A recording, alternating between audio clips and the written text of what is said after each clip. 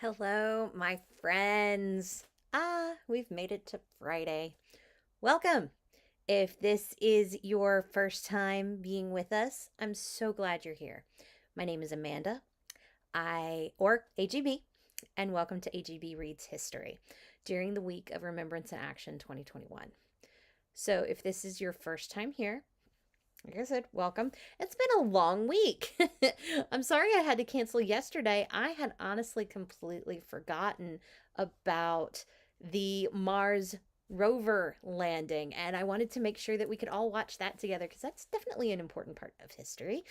Like I had said yesterday, I come from a family that a lot of folks worked for NASA, and that it's something that I shared with my dad. And if you've ever noticed during our reading times together, there's a picture just barely in frame. This one right here. It's me and my dad when I was little. I've not changed much, admittedly. I miss my dad a lot. I lost him in August. And part of the reason that I started doing a reading is so he could actually listen to me when he was in the hospital, when he was first hospitalized back in April of last year. So it's kind of nice to keep this up.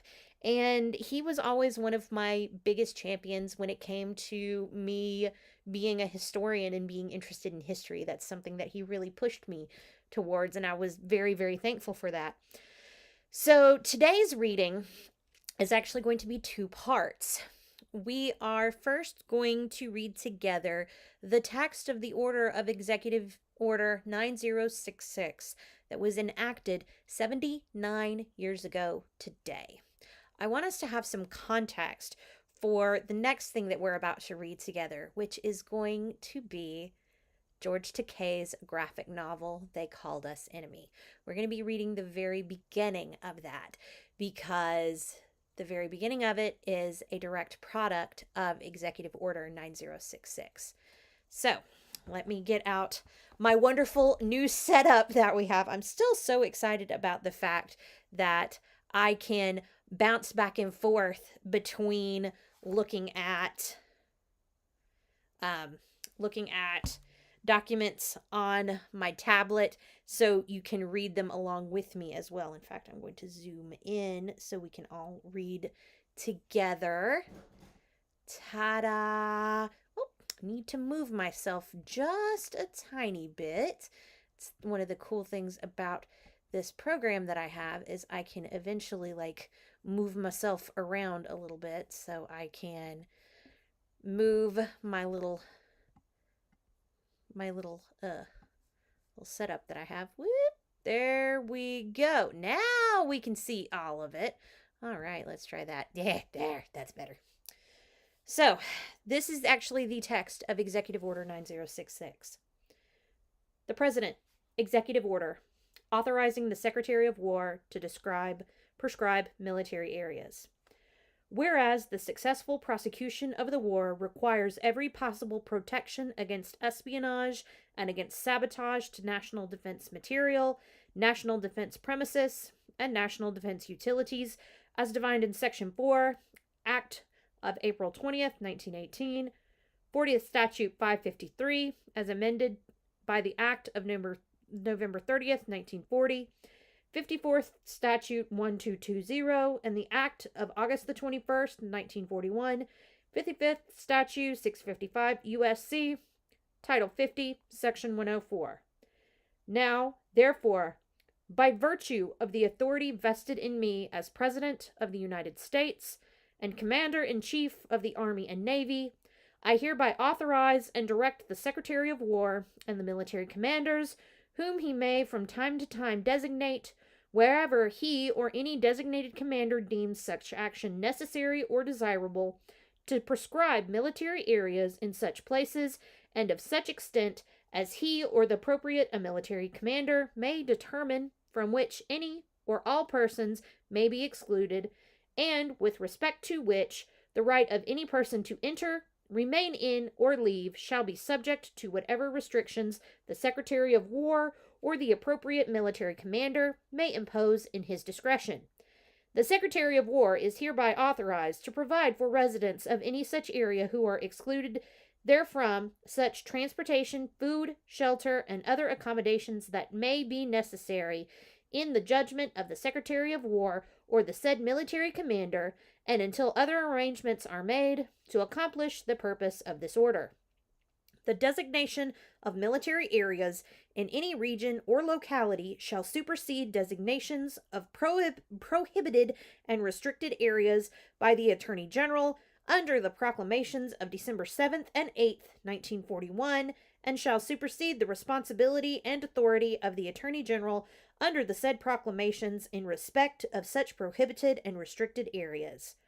I hereby further authorize and direct the Secretary of War and the said military commanders to take such other steps as he or the appropriate military commander may deem advisable to enforce compliance with the restrictions applicable to each military area herein above authorized to be designated, including the use of federal troops and other federal agencies, with authority to accept assistance of state and local agencies. I hereby further authorize and direct all executive departments, independent establishments, and other federal agencies to assist the Secretary of War or the said military commanders in carrying out this executive order, including the furnishing of medical aid, hospitalization, food, clothing, transportation, use of land, shelter, and other supplies, equipment, utilities, facilities, and services. This order shall not be construed as modifying or limiting in any way the authority heretofore granted under Executive Order number 8972, dated December the 12th, 1941, nor shall it be construed as limiting or modifying the duty and responsibility of the Federal Bureau of Investigation with respect to the investigation of alleged acts of sabotage, or the duty and responsibility of the Attorney General and the Department of Justice under the proclamations of December 7th and 8th, 1941, prescribing regulations for the conduct and control of alien enemies, except as such duty and responsibility is superseded by the designation of military areas hereunder. Franklin D. Roosevelt, The White House, February the 19th, 1942. So, friends, what that did was the groundwork for the War Relocation Authority. This established the zones of exclusion that were approximately 150 miles inland across the west coast of the United States of America and caused children, individuals, families that made their livelihoods or were born here in the United States to be ripped from their homes. Even if they owned their homes, they could not stay. They could only carry what they could. They had to leave behind family heirlooms, memories. They had to give away pets. They had to separate families if they couldn't all go together. This executive order completely upended the lives of so many individuals over time. So, that being said, what we're going to do today, and I'm really excited about this. So our next title that we're going to read together is called They Called Us Enemy by George Takei. I am so excited about this. So if you do not know who George Takei is, get thyself to episodes of Star Trek ASAP. George Takei was one of the first Asian Americans to have a permanent role on television. He played Mr. Sulu for quite literally decades. That was his role. George was also interred with his family. They were initially sent to Jerome, Arkansas, and then when his parents answered no and no on the loyalty survey, which was a bait and switch to say the least, they were forced to evacuate to Tule Lake, and they were in the prison camps. And we heard references to the prison camps in other stories. And in fact, if you wound up reading more of Tracy Chee's novel that I enjoyed so much, We Are Not Free, it actually references a couple of the families being sent to Tule Lake because of this loyalty questionnaire. This I can't even explain how passionate I am about this topic because it is, well, actually, let me explain why I'm so passionate about it. And it actually happened around 20 years ago. I was a senior in high school, and in my AP government class, our big project for the semester was we needed to take something that we felt like our textbook didn't cover the way it should have been covered. And we had to write an entire paper on it. Well, I'm flipping through the textbook and I'm looking because I loved history. I loved government. I loved that sort of thing. Even at that point in time, I wasn't planning on majoring in it. Came back to it a few years later. I remember reading the page about World War II and just seeing at the bottom of the page like two lines that 120,000 Japanese Americans were put into camps. I was like, what? What happened? So I'm about 17 years old at this point in time. And I spent that whole semester just reading anything I could get my hands on, constructing this paper. And I still remember we basically had to do a thesis defense almost, where we sat in the front of the classroom and our classmates asked us about our paper. And one thing that I got asked is, could I see this happening again? And I actually asserted yes. So this was early 2001. I said yes because fear makes people do stupid things. It makes governments do things that we're not proud of. Think about what happened afterwards. And yes, the camps were brought up again as a quote unquote good idea or a justified idea. The camps were actually proven unconstitutional. Now, never mind, it took like 40 years for that to happen, but it happened. So, that is a background on why I'm so passionate about this, because you might be going, wait, where did this bee in your bonnet come from? So it came from just this never-ending sense of how could we do this? I was an idealist at that point in time, and now I realize like, oh, we can do this because it happens, and it happens for a reason. So what we're going to do together is we are going to read the first few pages of They Called Us Enemy together. And yet again, I have my wonderful setup so we can actually read together on screen, because this is a graphic novel. So, They Called Us Enemy, written by George Takei, Justin Eisinger, Stephen Scott, with art by Harmony Becker, published by Top Shelf Productions. In memory of Daddy and Mama for their undying love and life guidance. George, Henry, get up at once. Do we have to, Daddy? I'm still sleepy. Get dressed, quickly. What's going on? No time to explain. Wait in the living room while we finish packing. Bang, bang, bang. Takekuma Norman Takei? Yes. Under Executive Order 9066, you are instructed to leave your home immediately. My family, I need to help them get ready. 10 minutes. Boys, wait here while I help your mother and sister. Then we'll bring the bags out to the driveway. What's going on? Where are we going? I don't know.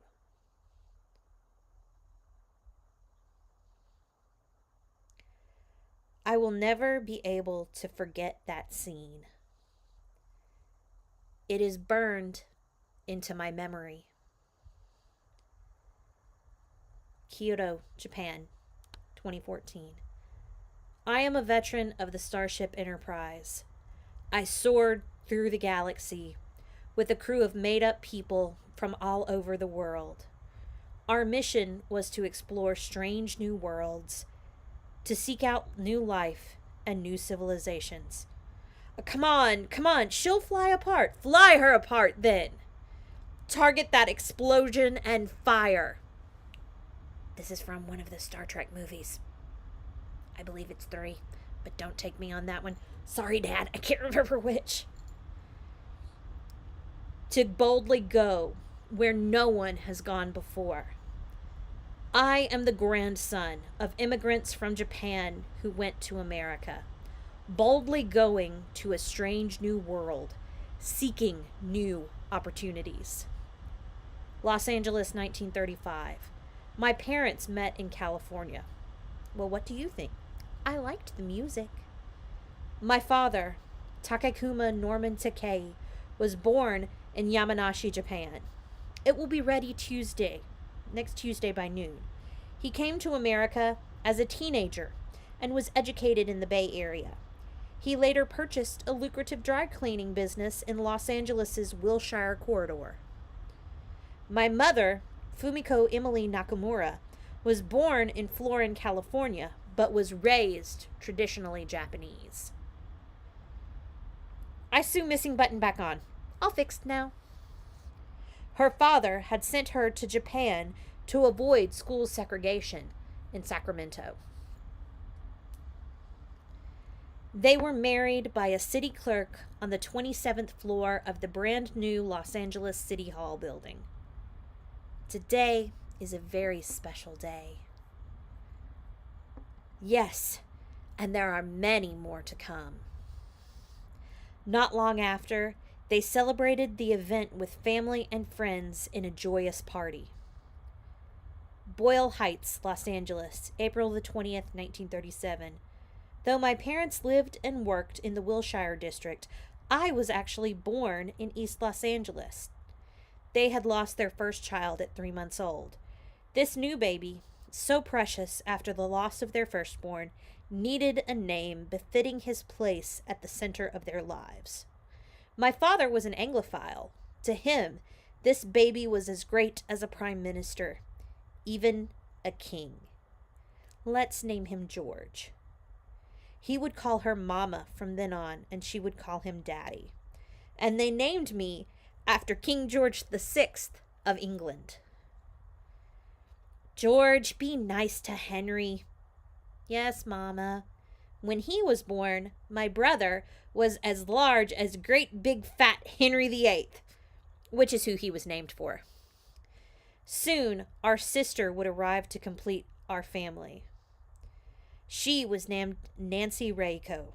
Nancy for a remarkably beautiful woman my parents knew, and Reiko, Japanese for gracious child. Sunday, December the 7th, 1941.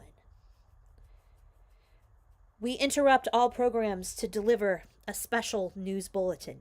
The Japanese have attacked Pearl Harbor, Hawaii, by air. President Roosevelt has just announced. We now take you to Washington. The details are not available, but they will be in a few minutes. A Japanese attack upon Pearl Harbor naturally would mean war. Such an attack would naturally bring a counterattack, and hostilities of this kind would naturally mean that the president would ask Congress for a declaration of war. There is no doubt from the temper of Congress that such a declaration would be granted. There is a conviction in official quarters here that Japan has now cast the die. Citizens are urged to remain calm and avoid all unnecessary confusion because of hysteria. Eleanor was the first Roosevelt to address the nation on her Sunday radio program. I am speaking to you tonight at a very serious moment in our history. The cabinet is convening and the leaders in Congress are meeting with the president. In the meantime, we, the people, are already prepared for action. That same day, the president signed a proclamation declaring that every adult Japanese citizen inside the U.S. was now a, quote, alien enemy and must follow strict regulations. Papers, documents, or books in which there may be invisible writing, photograph, sketch, picture, drawing, map, or graphical representation of any military or naval installations or equipment of any arms, ammunition, implements of war, device or thing used or intended to be used in the combat equipment of the land or naval forces of the United States or of any military or naval post, camp, or station. All such property found in the possession of any enemy alien is in violation of the foregoing regulations shall be subject to seizure and forfeiture. My father loved this country and had lived here for 25 years, but the U.S. had never allowed him to apply for citizenship. Now he was considered an enemy in a war that hadn't even been declared yet. The next afternoon, as the country listened via radio, the president addressed Congress. Yesterday, December 7th, 1941, a date which will live in infamy, the United States of America was suddenly and deliberately attacked by naval and air forces of the Empire of Japan. The attack yesterday on the Hawaiian Islands has caused severe damage to American and naval and military forces. Very many American lives have been lost. The facts yesterday speak for themselves. The people of the United States have already formed their opinions and well understand the implications to the very life and safety of our nation. As Commander-in-Chief of the Army and Navy, I have directed that all measures be taken for our defense. But always will our whole nation remember the character of the onslaught against us. No matter how long it may take us to overcome this premeditated invasion, the American people, in their righteous might, will win through to absolute victory.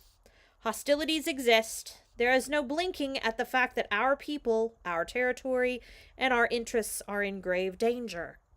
The confidence in our armed forces, with the unbounding determination of our people, we will gain the inevitable triumph.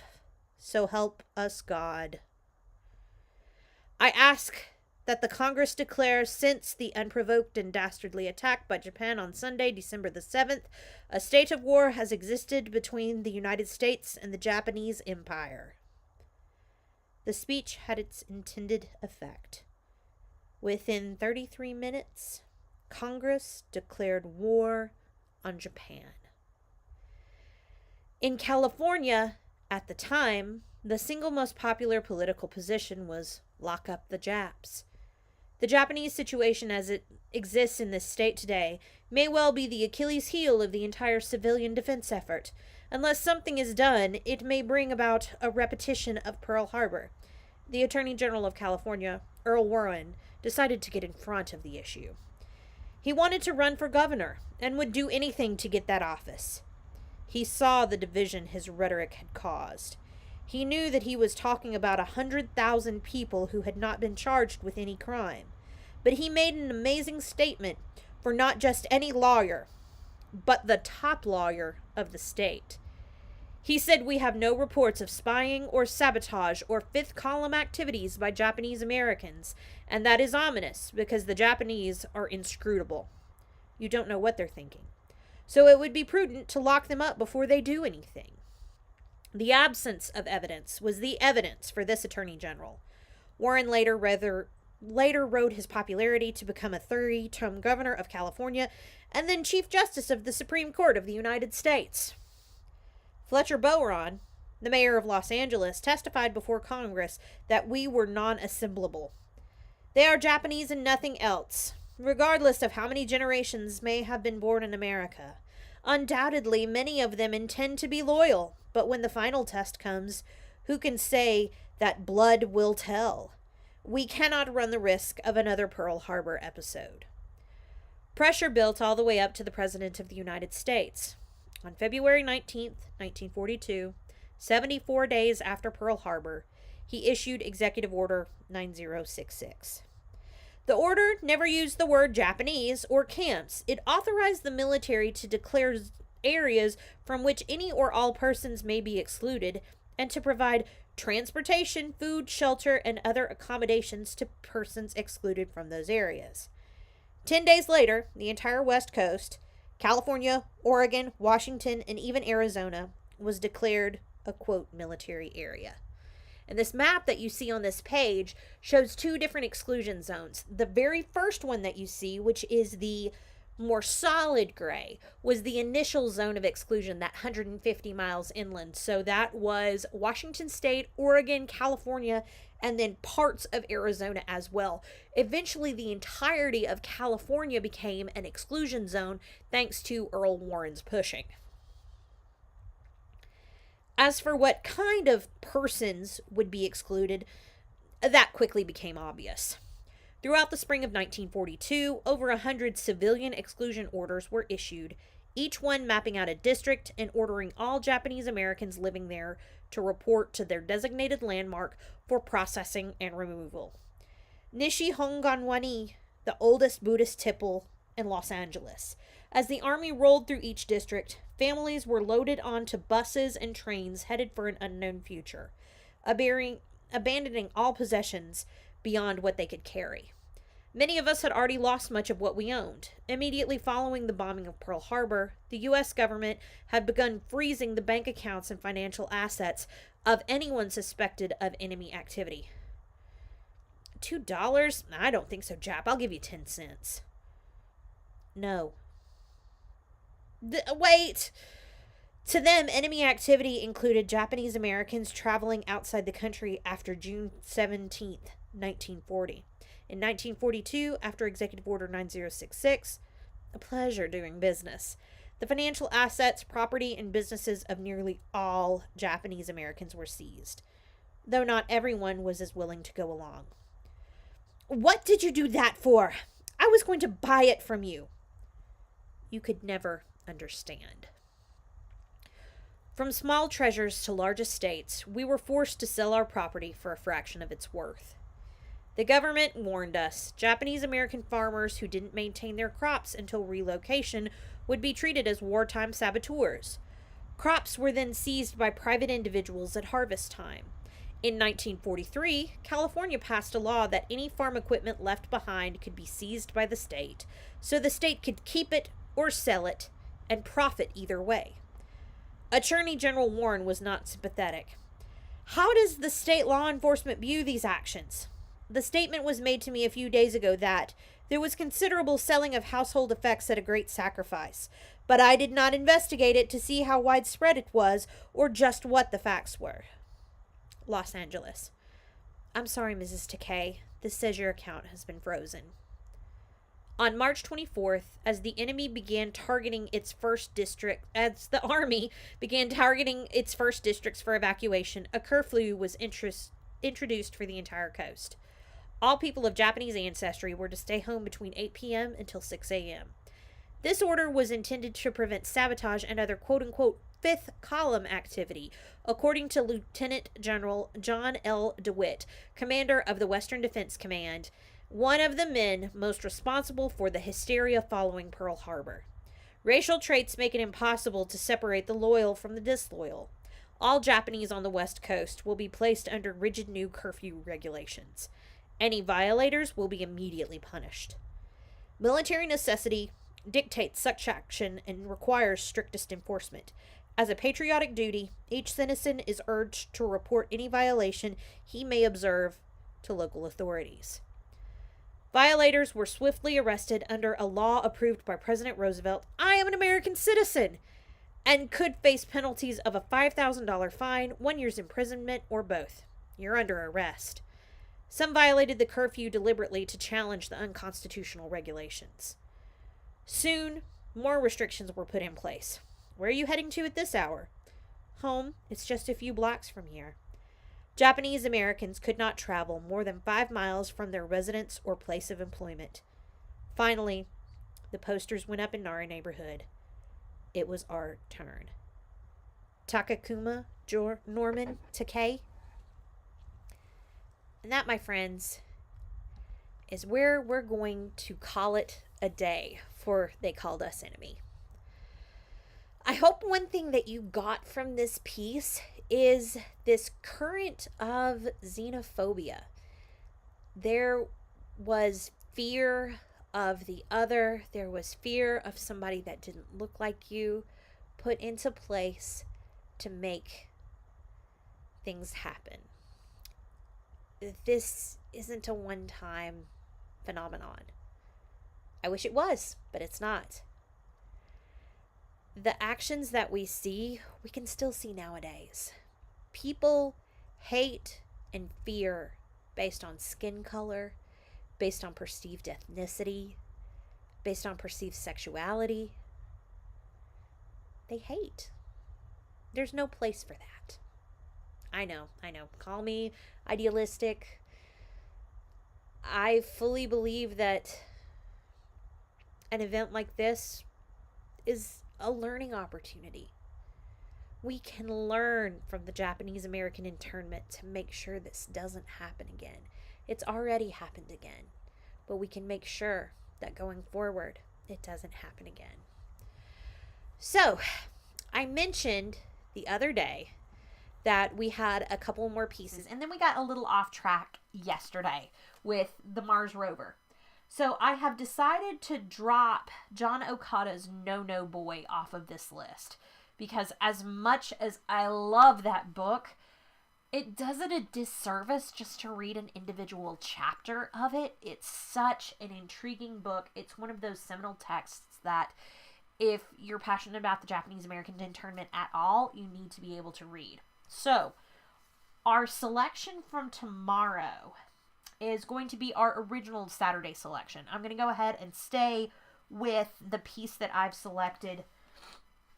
And, haha, look at me. I have to go back and find the notes again because it's Friday and my brain has kind of ceased to function.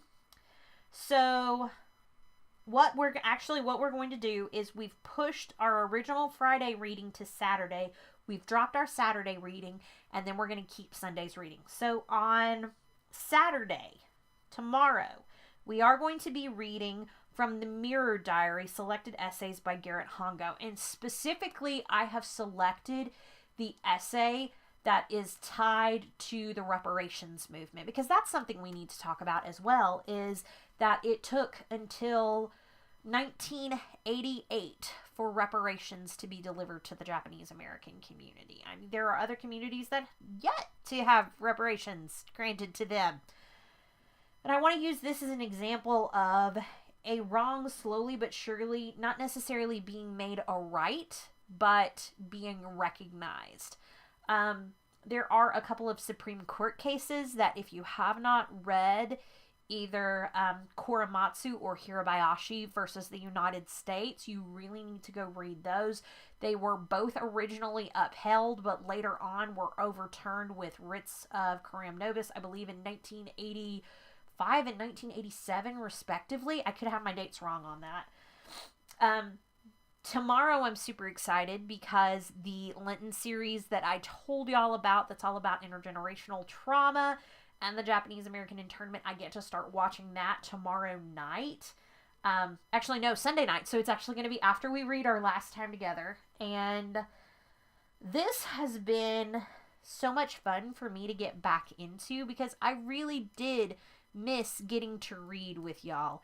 It's been a minute since we've gotten to do this together. And I can't kick it back off officially next week because I actually have classes to teach a couple of days at 4 o'clock. So I'm going to take that week off, do a little bit of planning, and then I hope to announce a comeback I am hiccuping. I hope to announce a comeback beginning of March as well. Y'all, I'm glad we get to do this every day together. This has been a lot of fun. It's been educational, I hope. I hope that it's been good to get to hear somebody to read to you as well. There's a real comfort factor in somebody reading to you. So, until tomorrow, as always, I wish you health and safety. Wear your mask, wash your hands, stay apart temporarily so we can come back together permanently. Take care of yourselves, take care of each other, and enjoy every sandwich. I will see you all soon. Goodbye.